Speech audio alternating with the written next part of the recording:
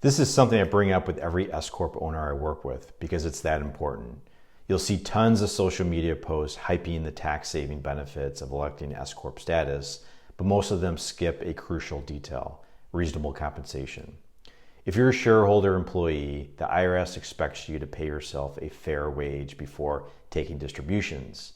And they've got a 9-factor test to determine if what you're paying yourself is truly reasonable. Miss the mark, and you could be facing reclassification, penalties, and back taxes. So let's walk through that test. The first factor is employees' qualifications. The IRS looks at your background, education, special skills, and experience. The more qualified you are, especially in a specialized industry, the stronger the case for higher pay. Factor number 2, nature, extent, and scope of work. What exactly do you do? How many hours? How critical are your duties to the business? The more central your role, the higher your compensation could be reasonable. Factor number 3, size and complexities of the business. The more complex or high revenue operation justifies higher pay for its leadership, especially if you're managing teams, clients, or logistics. Factor number 4, comparison of compensation to business income. How does your salary line up with the business's profits? If your compensation seems excessive relative to earnings, the IRS may take issue. Factor number 5, economic conditions. The IRS considers broader market realities. Downturns, inflation, or industry shifts can all factor into what's reasonable in your space. Factor number 6, comparison with shareholder distributions. This is a big one.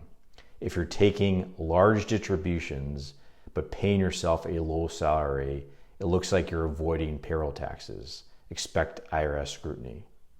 Factor number 7, industry compensation benchmarks. The IRS wants to see how your pay compares to similar roles in similar companies. Think of it like a comp study. Even informal data helps.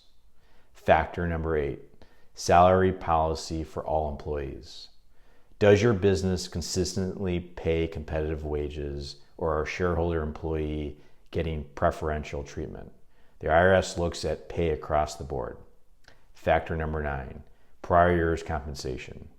Especially relevant in small businesses.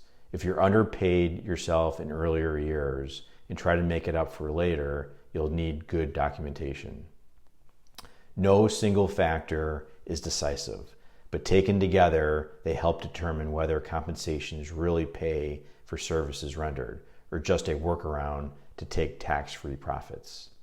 This framework goes back all the way to 1949. There was a court case, Mayson Manufacturing Company versus the commissioner.